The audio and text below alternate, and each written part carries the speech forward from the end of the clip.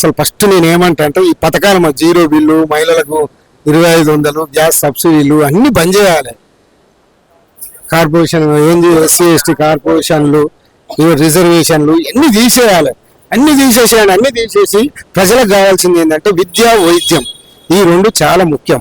ఎందుకంటే విద్యా, వైద్యం, ఉపాధి అవకాశాలను కల్పించినప్పుడు అది గవర్నమెంట్ తానే సొంతంగా గవర్నమెంట్ చేస్తే అప్పుడు మన ఇండియా బాగుపడుతుంది. ఇండియా కానీ, తెలంగాణ కానీ, ఆంధ్రప్రదేశ్ కానీ, ఇతర రాష్ట్రాలు ఏవైనా సరే ఫస్ట్ ఇవన్నీ పథకాలు పెట్టేసి నువ్వు ఎల్ఈడి టీవీ ఇస్తావు, గోల్డ్, 1 కిలో గోల్డ్ ఇస్తావు, ఒక ఇంటికి ఓట్లు వేస్తా అంటే నువ్వు ఫస్ట్ మభ్య పెడుతుంటే నువ్వు పైసలు ఇచ్చి ఓటు వేయించుకుంటుంటివి. ఆ పైసలు మళ్ళీ సంపాదించుకుంటావు. నువ్వు 10 రూపాయలు పెట్టినా 20 రూపాయలు సంపాదించుకో. ఇది ఒక బిజినెస్ లాగా మారింది. ప్రజలు కూడా ఇప్పుడు ఎవరు ఎక్కువ గ్యారంటీలు ఇస్తే అవిటికే ఓటెత్తారు మరి. అందుకని అన్ని పార్టీలు ముక్కుమ్మడిగా మానేసినప్పుడు మాత్రం, అందరు కలిసి నిర్ణయం తీసుకున్నప్పుడు మాత్రమే ఇది సాధ్యం. ఎందుకంటే ఒక విద్య, వైద్యం మాత్రం ఖచ్చితంగా అందరికీ సమానంగా అందాలి. ఆ రెండు మాత్రం ఫ్రీ పెట్టాలి.